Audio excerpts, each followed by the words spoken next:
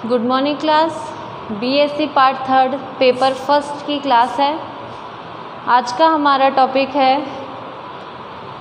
Anterior pituitary. हम पढ़ चुके थे जिसको हमने एडिनो हाइपोफिसिस बोला था, है ना। हमारा एंडोक्राइन ग्लैंड चल रही है जिसमें हम पिट्यूटरी पीयूष ग्रंथि के बारे में पढ़ रहे थे। पीयूष ग्रंथि में हमने देखा था पीयूष ग्रंथि वैसे तो 2 भाग में विभाजित होती है, लेकिन एनिमल्स के अंदर ये 3 हिस्सों में होती है। जो इंटरमीडिया वाला हिस्सा होता है वो क्या होता है, जिसको शायद मध्य भाग बोलते हैं, वो थोड़ा सा एनिमल्स में प्रेजेंट होता है, यूजली ह्यूमंस में नहीं होता। तो एनिमल्स में उनका फंक्शन अलग अलग होता है। कुछ पर्टिकुलर एनिमल्स भी होते हैं जो छोटे तबके के कीट टाइप के जो होते हैं ना, उनमें हमको ये देखने को मिलता है। अभी हम एडिनो हाइपोफाइसिस के बारे में बात कर रहे थे। एडिनो हाइपोफाइसिस मतलब कि जो कि एंटीरियर पिट्यूटरी है, यानी कि आप पिट्यूटरी का जो आगे का भाग होता है ना, वो वाला उस भाग के बारे में हम पढ़ रहे थे।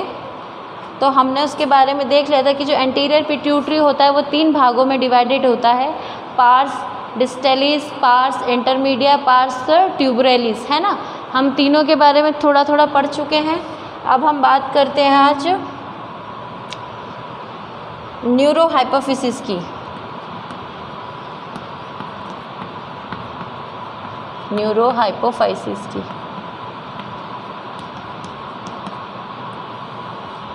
क्या होता है न्यूरो हाइपोफाइसिस, थोड़ा इसका डेफिनेशन देख लेते हैं।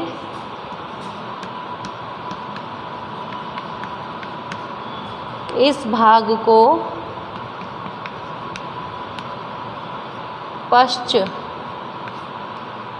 पश्चपाली या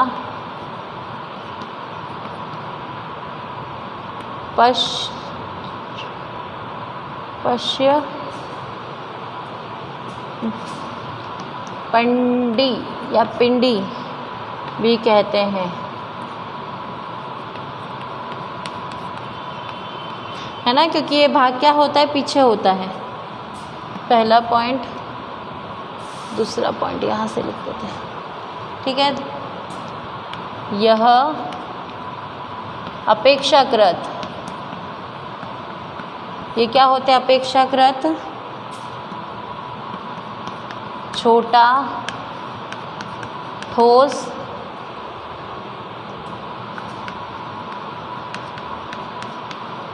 श्वेत रंग का भाग है।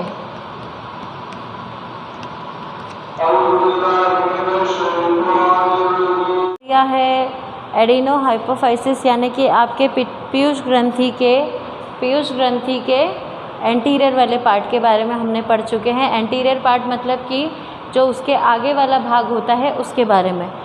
अब हम थोड़ा सा उसके बारे में डिस्कशन कर लेते हैं, शॉर्ट रिवाइज करते हैं। एंटीरियर वाले पार्ट क्या होता है, 3 भागों में डिवाइडेड होता है, पार्स डिस्टैलिस, पार्स ट्यूबरेलिस, पार्स इंटरमीडिया, है ना।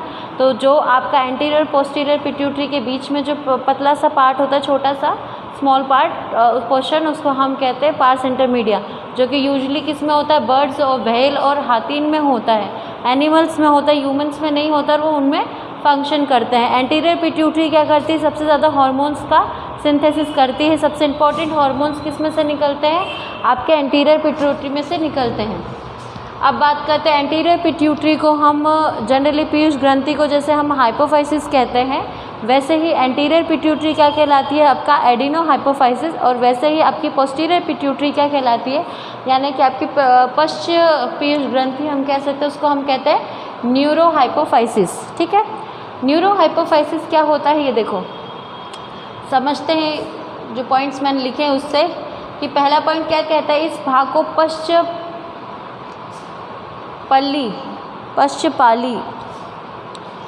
इस पश्च भाग को पश्चपाली या पश्चपंडी भी कहते हैं, यानी कि एक तरीके से ये भी लटका हुआ सा एक हिस्सा है उस पीयूष ग्रंथि का, जिसको पश्चपाली या पश्चपंडी भी कहते हैं।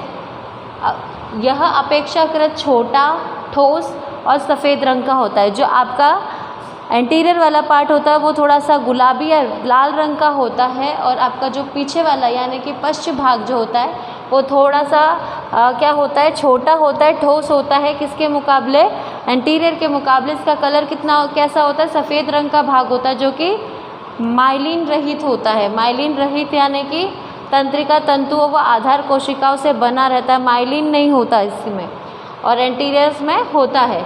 या इनफंडिबुलर व्रंत द्वारा मस्तिष्क के आधार तल से संलग्न रहता है।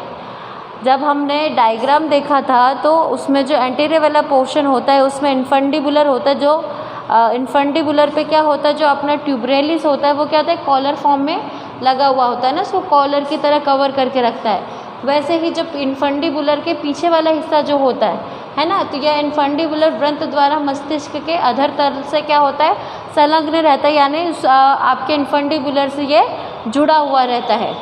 इसके हाइपोथैलेमस स्थित सिरे पर तंत्रिका स्रावी कोशिकाएं एवं इस भाग में एक्सॉन व इनके अंतिम छोर पर फूली हुई घुड़ियाँ स्थित रहती है जिन्हें हेरिंकाई कहते हैं। हाँ, न्यूरो हाइपोफिसिस में भी आपके पोस्टीरियर पिट्यूटरी भी हाइपोथैलेमस से क्या होते हैं, जुड़े रहते हैं। और हाइपोथैलेमस क्या होते हैं, उन पर जो आपकी तंत्रिका स्रावी कोशिकाएं होती हैं, यानी कि आपके न्यूरो सेक्रेटरी सेल्स जो होती हैं, है ना, वो क्या करती है, एक्सॉन्स के इस भाग में क्या होता है, एक्सॉन्स होते हैं, इनके अंतिम शर पे क्या होता है, थोड़ी सी फूली हुई रहती है ना, जो फूला हुआ हिस्सा होता है उसको हम क्या बोलते हैं, हेरिंकाई बोलते हैं। क्या बोलते हैं हम, हेरिंकाई बोलते हैं। न्यूरो हाइपोफिसिस के बारे में हम थोड़ा और डिटेल में पढ़ते हैं, इंपॉर्टेंट पॉइंट्स लिखते हैं, समझते हैं उन्हें कि क्या है।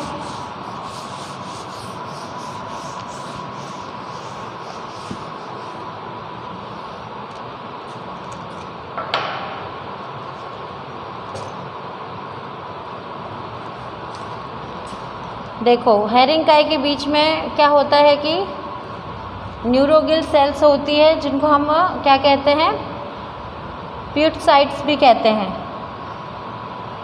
अब इसको क्या किया जाता है, आपके न्यूरो हाइपोफाइसिस को यह भाग भी 3 भागों में बटा है। यह भाग भी क्या बटा हुआ है, 3 भागों में बटा है। पहले को बोलते हैं मीडियन, दूसरा होगा मीडियन एमिनेंस, ठीक है, दूसरा है इनफंडिबुलर,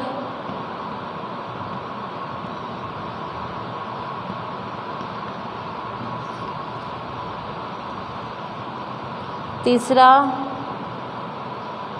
पार्स नर्वोसा।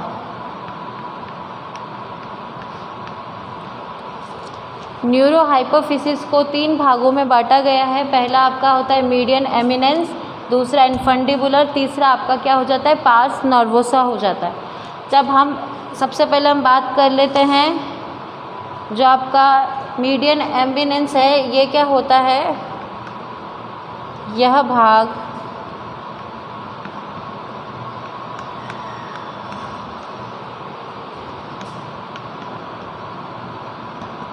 ट्यूबर साइनेरस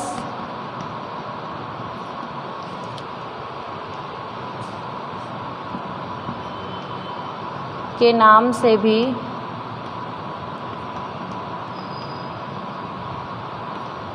जाना जाता है,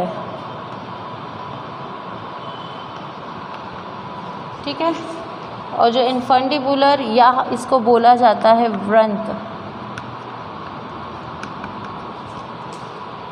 तो ये क्या होता है, ये पीयूषिका यानी कि आपकी जो पीयूष ग्रंथि है, पीयूषिका को मस्तिष्क से संलग्न रखता है।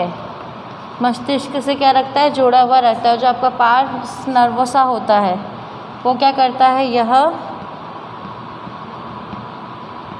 पश्यपालिका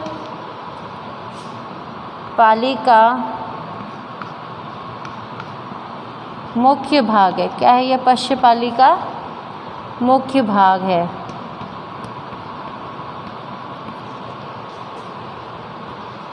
न्यूरोहाइपोफिसिस में ये कुछ पॉइंट लिख लो, एक एक्स्ट्रा पॉइंट में लिख लो। न्यूरोहाइपोफाइसिस में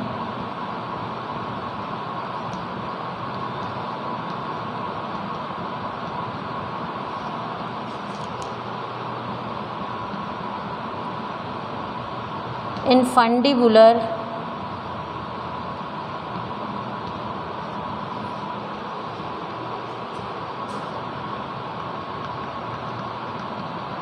रिसेस नामक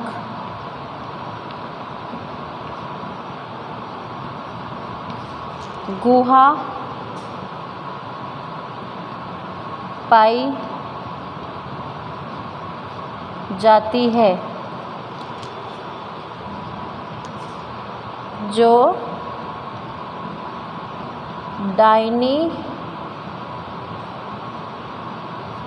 डायनिसिफेलॉन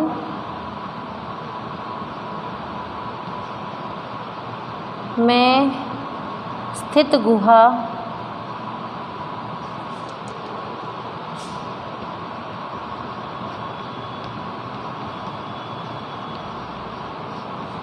जुड़ी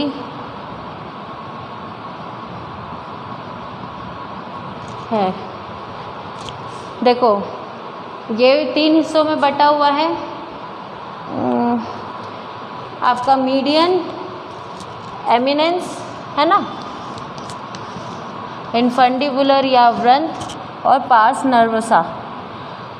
जब हम मीडियन एमिनेंस की बात करते हैं, है ना, तो मीडियन एमिनेंस क्या होता है? ऐसा भाग होता है जो ट्यूबर साइनेरम के नाम से इसको जाना जाता है। ठीक है, जब हम पीछे वाला हिस्सा देखते हैं तो ये पीछे वाले हिस्से में जो मीडियन वाला पार्ट होता है उसको ट्यूबर साइनेरम भी बोला जाता है।